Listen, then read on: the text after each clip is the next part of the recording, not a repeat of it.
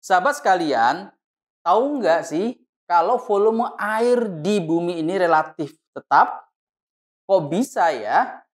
Yap, volume air di bumi ini relatif tetap karena mengalami sebuah proses yang disebut sebagai siklus hidrologi. Nah, sahabat sekalian, apa sih siklus hidrologi? Untuk lebih jelasnya, yuk kita simak penjelasan berikut ini.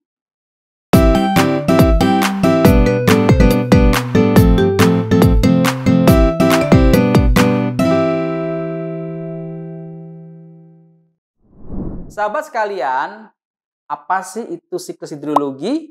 Siklus hidrologi adalah suksesi tahapan-tahapan yang dilalui air dari atmosfer ke bumi dan kembali lagi ke atmosfer.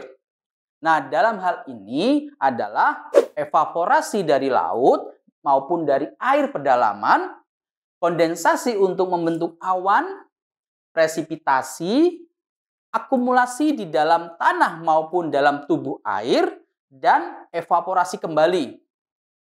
Nah, pergerakan air di bumi tersebut berlangsung secara terus-menerus. Nah, pergerakan ini yang kemudian menyebabkan volume air di bumi relatif tetap. Nah, sahabat sekalian, ada berapa jenis siklus hidrologi? Yuk kita simak penjelasannya. Sahabat sekalian, siklus hidrologi yang pertama adalah siklus pendek. Siklus pendek ini diawali dari proses, yaitu yang pertama evaporasi, yaitu proses menguapnya air dari permukaan tubuh perairan, misalnya air laut, menuju ke atmosfer bumi. Kedua adalah kondensasi, yaitu proses pembentukan awan atau perubahan wujud air dari gas atau uap air menjadi cair. Yang ketiga adalah presipitasi, yaitu proses jatuhnya titik-titik air dalam bentuk air hujan yang jatuh dari atmosfer, hasil dari kondensasi uap air menuju ke permukaan tubuh perairan, lalu berevaporasi kembali. Sahabat sekalian, siklus hidrologi yang kedua adalah siklus sedang. Siklus sedang diawali dari proses yang pertama evaporasi, yaitu proses menguapnya air dari tubuh perairan atau laut. Yang kedua adalah kondensasi, yaitu proses pembentukan awan. Yang ketiga adalah presipitasi, yaitu proses jatuhnya titik-titik air dalam bentuk air hujan menuju ke permukaan tanah. Yang keempat adalah surface runoff atau overland flow, yaitu proses aliran air permukaan atau limpasan permukaan, contohnya sungai, yang kemudian mengalir ke laut lalu berevaporasi kembali. Sahabat sekalian, siklus hidrologi yang ketiga adalah siklus panjang.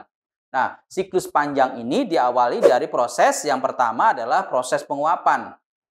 Nah, dalam siklus panjang ini, proses penguapan dibagi menjadi dua proses, ya, yaitu adalah evaporasi, di mana penguapan dari permukaan tubuh perairan dan permukaan bumi.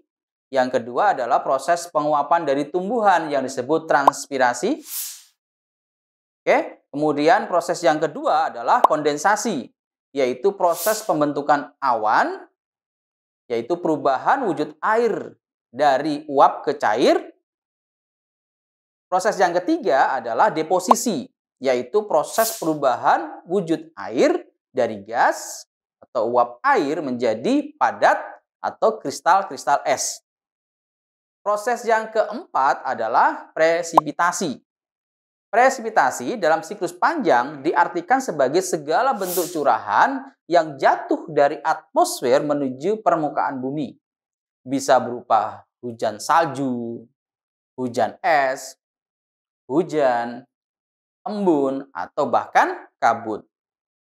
Yang kelima adalah surface runoff atau overland flow, yaitu aliran permukaan atau limpasan permukaan. Ini contohnya sungai ya, yang kemudian mengalir ke laut lalu berevaporasi kembali.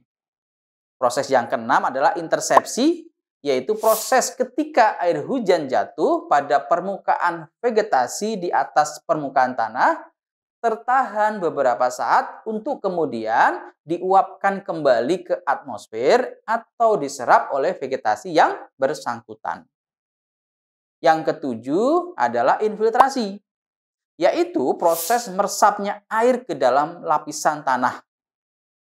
Proses yang kedelapan adalah perkolasi, yaitu proses pergerakan massa air tanah ke dalam mintakat jenuh di bawah muka air tanah atau water table.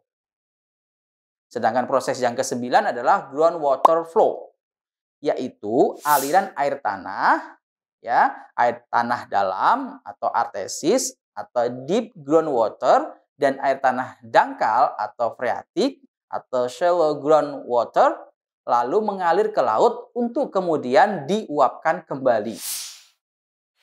Sahabat sekalian, demikianlah penjelasan materi tentang siklus hidrologi. Jadi, siklus hidrologi adalah suksesi tahapan-tahapan yang dilalui air dari atmosfer ke bumi dan kembali lagi ke atmosfer. Siklus hidrologi dibagi menjadi 3 ya. Ada siklus pendek, siklus sedang, dan siklus panjang. Oke, demikianlah penjelasan materi yang dapat kakak sampaikan. Semoga bermanfaat dan jangan lupa untuk menyaksikan video yang lainnya. Sampai jumpa.